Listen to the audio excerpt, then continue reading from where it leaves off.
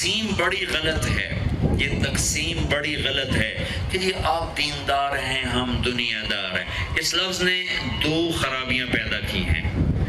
دینداروں میں تکبر پیدا ہو گیا، جو ذرا کبیرہ گناہوں سے بچتے ہیں، حرام سے بچتے ہیں، عورتیں پردہ دار ہیں، تسبیح ہاتھ میں ہے، اور مرد جھوٹ نہیں بولتے، حلال کماتے ہیں، سود سے بچتے ہیں، ان سارے بڑے گناہوں سے بچتے ہیں۔ یہ دیندار کے لفظ نے ان میں لاشعوری تکبر پیدا کیا۔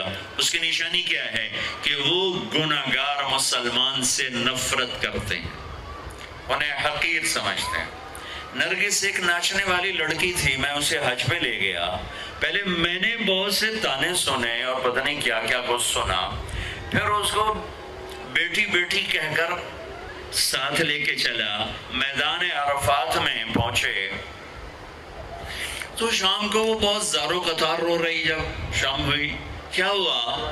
کہ میدان عرفات میں تو اللہ کہتا ہے میرا بندہ آج اتنے گناہ لے گیا جتنے بارش کے قطرے، آہے ہائے، جتنے ریت کے ذرے، واہ، جتنے درختوں کے پتے، قربان جاؤں، جتنے گردش ایام میں بننے والے دن اور رات، ان کے گھڑی اور گھنٹے، لا اتنے گناہ لے گیا۔ ہے کوئی دنیا میں اتنے گناہ کرنے والا؟ میرے رب کی قسم، ساری دنیا کے انسان مل کر گناہ کریں تو اتنے نہیں بن سکتے۔ اور میرا اللہ یوں ایک مرد ایک عورت سے کہہ رہا ہے آج میرے دربار میں آ، تو آ گئی، تو آ گیا، لا کتنے ہیں؟ بارش کے قطروں کے برابر، جی ہاں، درختوں کے پتوں کے برابر، جی، ریت کے ذروں کے برابر، جی، گردش ایام میں بننے والے دن رات کے برابر۔ 25 ارب سال سے دن رات بن رہے ہیں، 25 ارب سال سے دن رات بن رہے ہیں، جی۔ اچھا، ایک دفعہ کہے یا اللہ معاف کر، وہ کہتی ہے یا اللہ معاف کر، وہ کہتا ہے یا اللہ معاف کر، تو اس کے یا اللہ معاف کا فا بھی زبان پہ نہیں آتی کہ عرشوں سے آواز آتی، جاؤ میں نے معاف کر دیا، جاؤ میں نے معاف کر دیا۔ تمہیں بلایا ہی اپنا بنانے کے لیے ہے۔ اب اوپر والا تو یہ کہہ رہا ہے اور نیچے کیا نظام چلا، وہ کیوں رو رہی؟ کہ میں وہ میٹرس بچھاتے ہیں عرفات میں بیٹھنے کے لیے، تو 3-4 خواتین بیٹھی تھیں پردہ دار تسبیح والی، وہ جا کے بیٹھی تو انہوں نے اس کو وہ بے عزت کیا، وہ بے عزت کیا کہ اٹھ جاؤ یہاں سے، تم اس قابل نہیں ہمارے ساتھ بیٹھو۔ ہائے ہائے ہائے، یہ میں ایسے نہیں کہہ رہا، آنکھوں دیکھ کے بتا رہا ہوں۔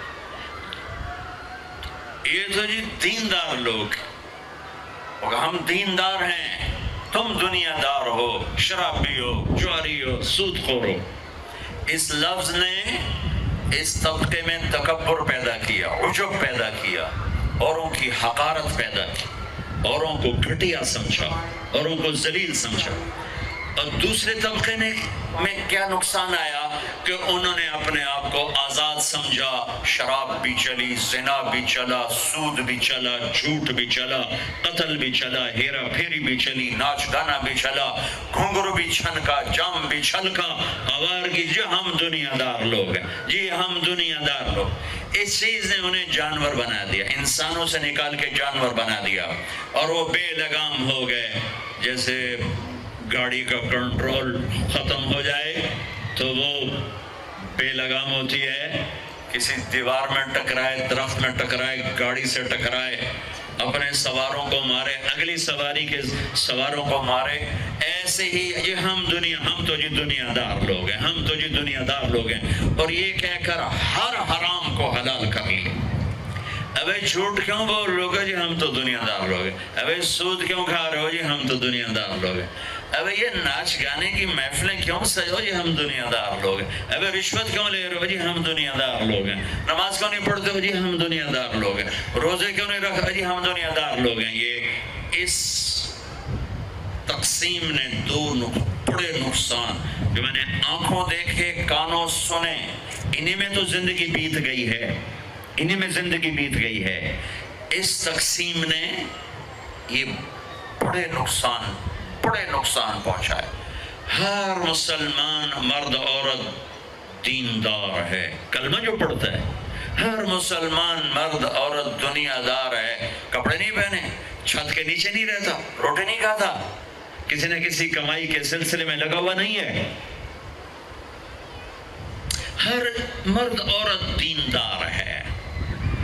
ہاں لیول چھوٹا بڑا ہے تو مشکل اسلام نہیں، مشکل یہ ہے کہ سیکھا نہیں، مشکل یہ ہے کہ سکھایا نہیں، مشکل یہ ہے کہ ماحول میں سچ نہیں ہے.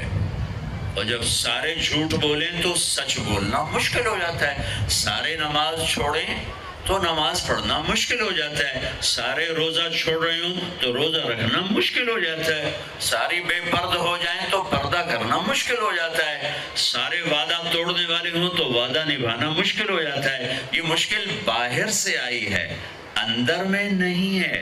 ایک اور آیت پیش کرتا ہوں، ایک اور آیت. ایک تو میں نے اللہ کی یہ بھی اللہ کا ہی فرمان ہے، لیکن وہ ایک اور اینگل سے تھا، یہ دوسرے اینگل سے. لقد کان لکم، یہ نکل اس وقت یہ نکل، لقد کان لکم فی رسول اللہ اسوۃ حسنہ. واہ واہ، رب بھی ہے نا. اچھا، اللہ نے کیا خوبصورت لفظ استعمال کیا، حسنہ. کیا کہہ رہے ہیں کہ کراچی والوں، میرے نبی تمہارے لیے انتہائی خوبصورت نمونہ ہے زندگی گزارنے کے لیے. میرے نبی کی زندگی میں تمہارے لیے خوبصورت نمونہ. یہاں آپ آخری نبی ہیں اور آپ پر آ کر نبوت مکمل ہو رہی ہے، شریعت مکمل ہو رہی ہے اور کتاب مکمل ہو رہی ہے. اور میں 3 لفظ حدیث سے پیش کرتا ہوں. اختم بکتابہم الکتب وبشریعتہم الشرائع وبدینہم الادیان. یہ پہلی کتابوں میں جو اللہ کا فرمان ہے وہ کہ میرے نبی آ رہے ہیں. یہ شاہ علیہ السلام نے ارشاد فرمایا پچھلی کتابوں کا کہ جن کی کتاب پر کتابیں ختم، جن کے دین پر دین مکمل، جن کی شریعت پر شریعت مکمل، جن کی کتاب پر کتابیں مکمل. اس سارے بیک گراؤنڈ میں لفظ آنا چاہیے تھا لقد کان لکم فی رسول اللہ اسوۃ کاملہ، کہ میرے نبی کی زندگی تمہارے لیے مکمل نمونہ ہے، مکمل ضابطہ حیات ہے. اللہ نے کامل کا لفظ چھوڑ کر حسنہ، نیکی کو بھی کیا کہتے ہیں، حسنہ. سبحان اللہ. حسنہ کسے کہتے ہیں، خوبصورت. میرے اللہ کہہ رہے ہیں میرے نبی تمہارے لیے بہت خوبصورت نمونہ ہے. نیکی کو کہا خوبصورت چیز، اپنے حبیب کی زندگی کو کہا خوبصورت نمونہ. یہ خوبصورت کا لفظ کیوں فرمایا ہے کہ میرے بھائی بہنوں، حسن، خوبصورتی کسی دلیل کی محتاج نہیں ہوتی.